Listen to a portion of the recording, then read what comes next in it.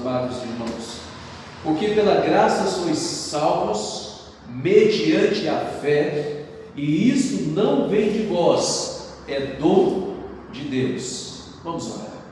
Pai, em nome de Jesus, nós estamos diante da Tua palavra que foi aberta, diante da Tua palavra, Deus, que foi lida, mas nós reconhecemos e nós necessitamos, nós precisamos, ó Pai, que Teu Espírito Santo ele venha ministrar no nosso coração.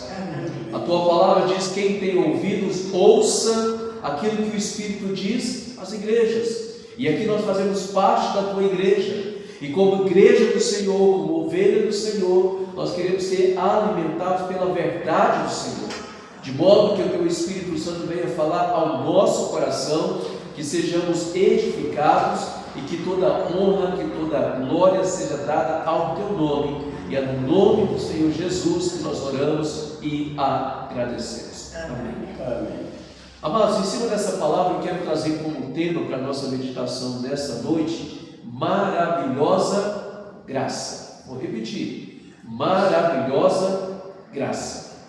E quando eu digo sobre maravilhosa graça, o que me vem à mente aqui rapidamente, veio aquele jovem que chegou até diante do Senhor Jesus Cristo, aquele jovem muito religioso, que conhecia a religião desde a sua mocidade, que observava aquilo que foi ensinado pelos seus pais, de modo que ele pergunta a Jesus o que ele deveria fazer, e ele chama Jesus de mestre. Ô mestre, o que eu devo fazer para herdar a vida eterna?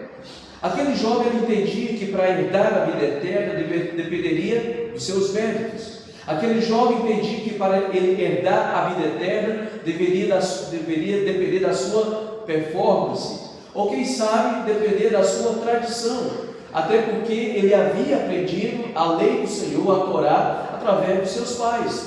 Mas Jesus chega naquele momento, e é claro que a riqueza naquele contexto foi a priori o impedimento para aquele jovem herdar a vida eterna, porque na verdade o coração daquele jovem, por mais que ele fosse religioso, o seu coração não estava na pessoa de Cristo Jesus, mas o seu coração estava exatamente na sua riqueza. E diante disso, depois os seus discípulos perguntou a Jesus como é difícil alguém ser salvo sendo rico, porque o problema a priori, meus amados irmãos, não está na riqueza em si, porque nós temos aprendido que a riqueza ela é boa, o dinheiro é bom, mas o dinheiro jamais pode estar no nosso coração, porque quando o dinheiro ele entra no coração, divide.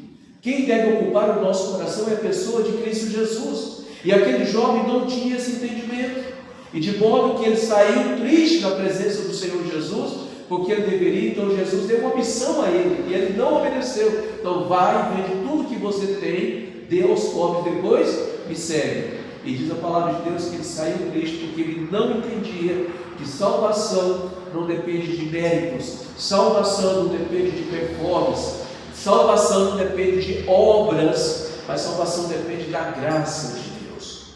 E diante disso, eu quero reafirmar o nosso tema: maravilhosa graça. E essa maravilhosa graça, amados irmãos, é a graça que nos alcançou, ou melhor, que nos alcança. E quando nós falamos dessa maravilhosa graça, nós entendemos, quando nós olhamos, principalmente lá em Efésios capítulo 1, não precisa abrir a palavra, mas eu vou aqui lendo alguns pontos, mas o que me chama a atenção em Efésios capítulo 1, do verso 1 a 14, mas principalmente no verso de número 4, diz a palavra: assim como nos escolheu nele, antes da fundação do mundo, para sermos santos e irrepreensíveis perante ele em amor. E no verso 5 diz: nos predestinou para ele, para a adoção de filhos. Nós entendemos aqui, meus amados, que salvação, eu sempre tenho dito, que salvação não é algo que é do homem para Deus, mas salvação é de Deus para o homem. Por isso não é mérito humano, mas é graça de Deus. E por isso essa maravilhosa graça, ela nos alcançou. E ela nos alcançou porque Deus nos escolheu nele, na pessoa de Cristo Jesus. E em Cristo Jesus não somente fomos alcançados, mas à luz do verso 3, nós já fomos abençoados com toda a sorte de Deus nas regiões celestiais. Ou seja, a nossa riqueza já foi conquistada, meus amados. É claro que nós entendemos, à luz do jovem rico aqui, que a riqueza dele está nas coisas do dia a dia, mas nós entendemos que a nossa maior riqueza é aquela que nós temos na pessoa de Cristo Jesus. É a riqueza, sobretudo, da nossa salvação. É algo que não depende de mim, não é algo que não depende de nós, mas é algo que depende exclusivamente de Deus, o Pai, de nos escolher nele. E quando isso aconteceu? Antes da fundação do mundo.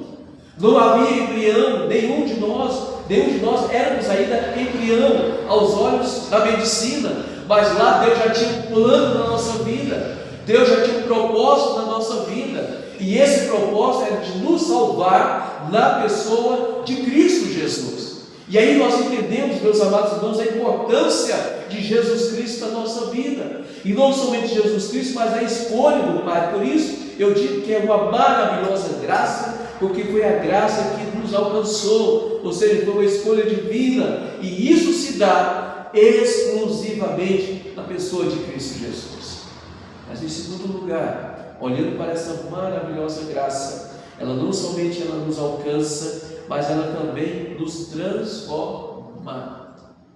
É interessante, meus amados, que hoje nós vivemos no contexto de igrejas, as igrejas que é chamadas igrejas modernas, ou a igreja contemporânea, é a igreja que recebe todas as pessoas, mas elas não precisam ser mudadas. Nós entendemos que Jesus chama todas as pessoas. Nós éramos, no passado, velhas criaturas, mas se alguém está em Cristo, diz a palavra, que agora é nova criatura. E à luz do texto de Efésios, nós entendemos, nos predestinou, para Ele. Mas, sobretudo, Deus não somente nos predestinou, mas Deus também nos chamou cada um de nós, à luz da palavra, para sermos o quê? Santos e irrepreensíveis, não perante a sociedade, porque na verdade nós precisamos entender que vida cristã, ela não pode ser vivida aos olhos da sociedade. A vida cristã autêntica, altruísta, verdadeira, ela se vive na presença de Deus, porque Deus está presente em todos os lugares. Porque viver a vida cristã apenas dentro da igreja é muito fácil, mas vida cristã se vive no dia a dia, é lá fora, é na faculdade, é na escola, é na academia, é no trabalho, é lá na nossa própria casa. Vida cristã se vive dessa forma irrepreensível, como diz, perante Ele, mas em amor. E aqui no chão, por que eu digo que essa graça maravilhosa, ela nos transforma, meus amados, mas transforma também por quê? Porque nós recebemos sobre nós a expiação de Cristo na cruz do Calvário. Por isso nós entendemos a importância da cruz. A cruz não é algo que nós simplesmente admiramos, mas nós entendemos que por meio da cruz nós temos salvação na pessoa de Cristo Jesus, porque foi através da cruz que os nossos pecados foram expiados, tirados, fomos transformados por essa graça de Deus maravilhosa, e isso só acontece na pessoa de Cristo Jesus. Por isso essa graça ela nos transforma, e vemos isso exatamente no verso 3 a 11, vemos aqui a obra de Jesus Cristo, e a obra de Jesus Cristo ela é uma obra completa. Isso me faz lembrar de Paulo, quando Paulo diz assim: estou plenamente certo que aquele que começou uma boa obra em vós há de completá-la até o dia de Cristo Jesus. E quero dizer para você que a obra que Deus começou, Deus termina. Não existe obra inacabada de Deus. Quando nós estamos nas mãos do oleiro que é Deus, a obra que Deus começou a fazer este vaso, que nós somos vasos, Ele termina este vaso. Deus simplesmente Ele não joga este vaso fora. Por isso nós precisamos entender que essa graça maravilhosa, ela é transformadora, e é transformadora porque ela acontece através da obra de Cristo Jesus, somente Cristo Jesus. Mas em terceiro lugar, em cima desse nosso tema, maravilhosa graça, que nos alcança, que nos transforma, ela é maravilhosa graça porque ela nos sustenta. Até quando, pastor? Até o último dia. Porque o objetivo de Deus é salvar, e Jesus deixa muito bem claro que Ele veio salvar aquele que estava perdido. Era a nossa situação. Antes, sem Cristo, todos nós estávamos perdidos nos nossos pecados, nos nossos delitos, E à luz do texto, Ele nos deu vida, estando vós mortos nos nossos delitos e pecado, nos quais nós, no passado, nós andávamos. Mas agora em Cristo Jesus é novidade de vida. E essa novidade de vida, ela é algo extraordinário, porque ela nos sustenta. Por isso nós entendemos essa graça maravilhosa de Deus. É o Espírito Santo trabalhando em nós. E me chama a atenção, porque você vê no primeiro momento, é o Pai escolhendo. Por isso que a salvação envolve o Pai, a salvação envolve o Filho, a salvação envolve o Espírito Santo, a salvação envolve Deus, meus amados. O homem é tão somente um instrumento no qual Deus olha com graça, com misericórdia, com favor e transforma esse pecador. E quando a gente olha para essa verdade, no verso 14, diz a palavra de Deus, principalmente no verso 13: em quem também vós, depois que ouviste a palavra da verdade, e a palavra da verdade nós entendemos que é o Evangelho, segundo está aqui a palavra, o Evangelho da vossa salvação. E quando nós falamos de Evangelho, não é um novo Evangelho, não é o Evangelho da prosperidade, porque na verdade não é Evangelho, mas é um falso Evangelho.